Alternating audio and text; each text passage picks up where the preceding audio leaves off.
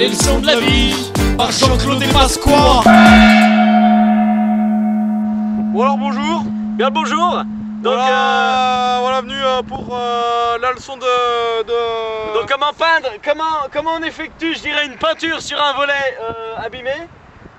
Donc avec Pasqua pour nous aider, qui est non initié, mais bonjour, je suis là un petit peu pour être un petit peu en fait à votre place, si je peux dire. Bien apprenti quoi. En voilà. fait, je vais tâcher un petit peu d'apprendre à comment on repeint un volet. Donc on va vous lancer la séquence 1. Donc qu'est-ce que ça donne? On a le matériel, hein.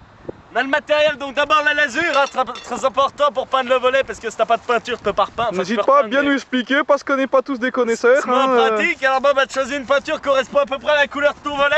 Donc viens voir. Allons voir ça, allons voir ça. Tu regardes là, t'as la couleur de volet, parce qu'on a déjà peint il y a 2 ans avec la même peinture, hein. Alors voilà pour ce qui est de ton choix de coloris, donc ça en fonction de ton bois, on a bien vu. Alors ensuite, tu as le choix du pinceau, c'est important ça, donc ça dépend de ta surface. Si tu lasures une grosse surface, tu prends un pinceau un gros. Si tu lasures une petite surface, tu prends un trou de verre de terre, tu dois lasurer, des fois t'as de vie. Et bah tu prends un petit pinceau. Voilà, donc ça dépend. Ensuite, pour ce qui est de l'ouverture du bidon, alors là tu choisis un couteau pour aller insérer la lame, je dirais, comme ça de manière... Oh, comment dire, ça pointe écorner l'ongle quoi. D'accord, je comprends. Tu as un couteau comme ça ouvre. Par contre, j'aurais besoin de savoir ce qui se passe quand par rapport au couteau en fait. Ah bah, non mais disons c'est un couteau standard ou alors tu peux choisir un couteau à sauce aussi pour débuter le saucisson. Ça va très bien pour ouvrir les bidons. Hein. D'accord, mais sauf que si je me permets peut-être un petit peu dans le volet, il y a moins de gras. Hein.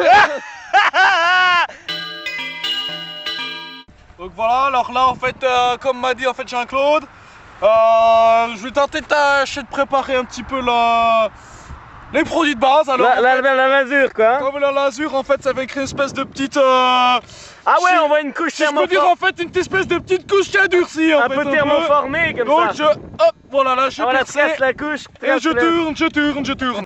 T'as le pinceau. Qu'est-ce que tu mets avec le pinceau? Ah ça, voilà. Wet spirit. Comme met dans le pinceau. Voilà, plus fort. D'accord. Voilà, donc pose quoi quand tu fermes tu verses le verse un petit peu, donc. Ouais, tu peux y aller là, tu peux y aller. D'accord, hein, tu me dis parce que je très bien, puis après tu mouilleras le pinceau dedans. Voilà. Pas non plus que je dirais le... Là on est bien là. Donc vous voyez, vous avez une dose White Spirit qui atteint pas tout à fait haut, mais pas tout à fait en bas non plus. Hein. Je suis pas peut-être pas le parfait savoir-faire hein, de la lasure sur volet.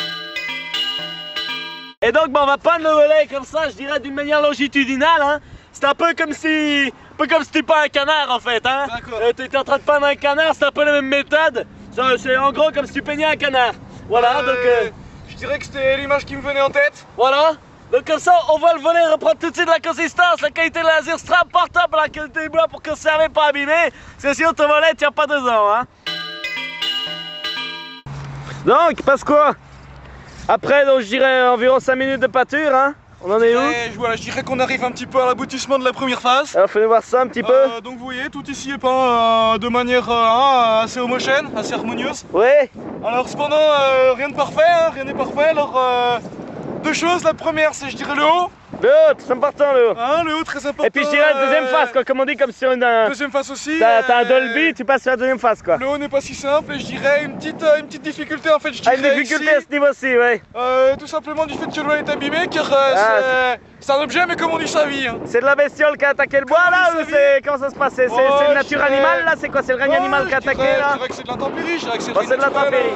Je dirais que je reconnais pas spécialement un animal plus qu'un autre. Il n'y a pas une notion de culpabilité derrière avec quelqu'un qui aurait fait un coup de pute? Moi je ferais plutôt référence à de la condition atmosphérique. Très bien, donc là le volet est terminé, je dirais en lasure. Alors sur ce côté ouais, il va falloir tourner puis évidemment refaire la même chose, quoi, vous épargner parce que ça reste similaire. Ah oui, mais en fait c'est hormis la seconde couche. Dans la seconde couche, donc ils vont passer sous 48 heures, hein, c'est important. Jean-Claude, alors en fait je te suis parce qu'on arrive à une étape que je maîtrise pas, c'est le retournement de volet. Bon, c'est le retournement de volet, bah, je disais, là c'est comme on a dit tout à l'heure, faut attendre que ça sèche. Hein, donc tu laisses sécher 1 heure, 1 heure et demie si t'as plein de soleil, si t'as pas de soleil, t'attends, tu regardes la météo, mais tu fais pas ça un jour de pluie, sinon tu te couvres. T'es de le faire ici, hein, qu'on peut dire que c'est quand même un endroit vanté. Ouais, c'est un endroit vanté, donc je dirais que t'as le vent qui arrive de manière longitudinale, ce qui fait que l'enduit va aller se déposer et s'imprégner dans le bois, c'est très important ça, pour bien imbiber, je dirais, la surface.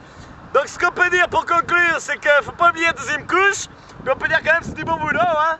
Ah, je dirais si bon boulot, moi je suis content. J'ai tâché de le faire tout seul. Peut-être que tu n'aurais rien su faire, mais là je dirais peut-être. Là, tu sais, tu n'aurais rien su faire, mais là grâce maintenant, je dirais je peux prendre un volant, je peux le pas. Bah c'est bon, tu peux faire ça chez toi, vous aussi pouvez faire ça chez vous, n'hésitez pas à faire le travail à la maison. C'est simple et facile avec Pasqua et Jean-Claude. On te remercie Pasqua de ta intervention. Je pourrais dire que c'est l'intérêt d'une leçon. Les leçons de la vie par Jean-Claude et Pasqua.